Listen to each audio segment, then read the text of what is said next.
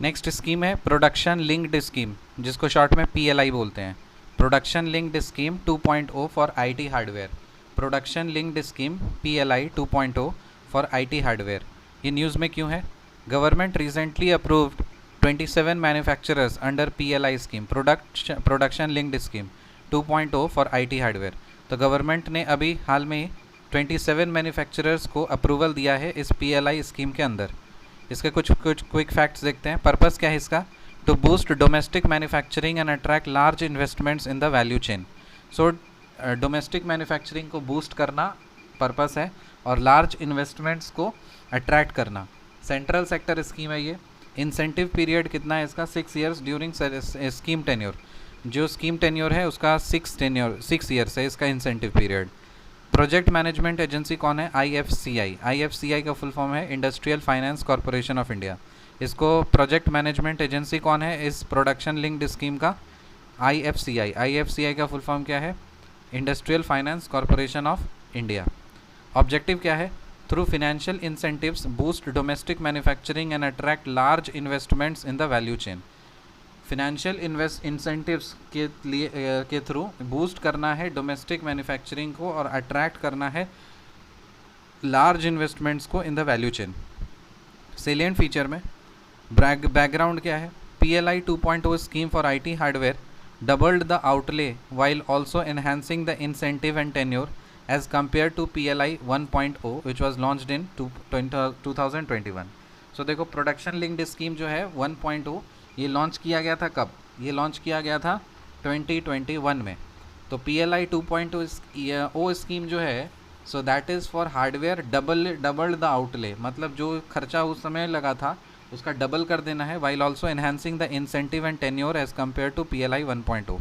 It was launch to provide more flexibility to applicants and allow a longer duration to develop the supply chain within the country. तो ये flexibility provide करना है मकसद applicants को, और ये long duration provide करना है ताकि सप्लाई चेन पूरे कंट्री में डेवलप हो सके। 3 कैटेगरीज ऑफ एप्लीकेंट्स, इसमें 3 कैटेगरी ऑफ एप्लीकेंट्स हैं। पहला ग्लोबल कंपनीज, दुनिया भर की सारी कंपनीज। दूसरा है हाइब्रिड, जो कि ग्लोबल और डोमेस्टिक का कॉम्बो होता है वैसे कंपनीज। और तीसरा है डोमेस्टिक कंपनीज। तो 3 तरह के एप्लीकेंट्स हैं। एक है प्योरली ग्लोबल कंपनीज, दूसरा है हाइब्रिड कंपनीज जो कि ग्लोबल और डोमेस्टिक का कॉम्बो है, और फिर है डोमेस्टिक कंपनीज। टारगेट सेगमेंट्स क्या क्या हैं इसके? Laptops, tablets, all in one PCs, servers, USFF मतलब ultra small form factor, semiconductor design, IC manufacturing and packaging are included as incentivised components of PLI 2.0। तो ये सारे टारगेट सेगमेंट्स हैं जो कि डोमेस्टिक मैन्युफैक्चरिंग पे बूस्ट देने का मकसद है इस प्रोजेक्ट का। एलिजिबल प्रोडक्ट क्या है? जो goods manufactured in India and covered under target segment, incentive shall be given on the sales of target segment goods. तो ये जो टारगेट सेगमेंट गुड्स है ना, इन पे ही इंसेंटिव्स दिया जाएगा। जैसे अगर आपकी कंपनी है, आप लैपटॉप बनाते हो, टैबलेट बनाते हो, या all in one PCs manufacture करते हो, या सर्वर्स मैन्युफैक्चर करते हो, या ultra small form factor manufacture करते हो, या semiconductor design, IC manufacturing, packaging, ये सारी चीज़ें अगर आप करते हो तो फिर आपको इंसेंटिव्स मिलेगा। इंसेंटिव्स कितना मिलेगा? Around 5% on net incremental sales over base area. तो आपको कितना इंसेंटिव मिलेगा? 5% ऑन नेट इंक्रीमेंटल सेल्स। जितना भी आपको नेट इंक्रीमेंटल सेल्स होगा उसका 5% आपको इंसेंटिव्स मिल जाएगा ओवर बेस एरिया। फिर मॉनिटरिंग कौन करेगा? Empowered group of secretaries, EGOS। EGOS का फुल फॉर्म क्या है? Empowered group of secretaries, chaired by cabinet secretary. तो ये इसका चेयरमैन कौन होता है? कैबिनेट सेक्रेटरी होता है।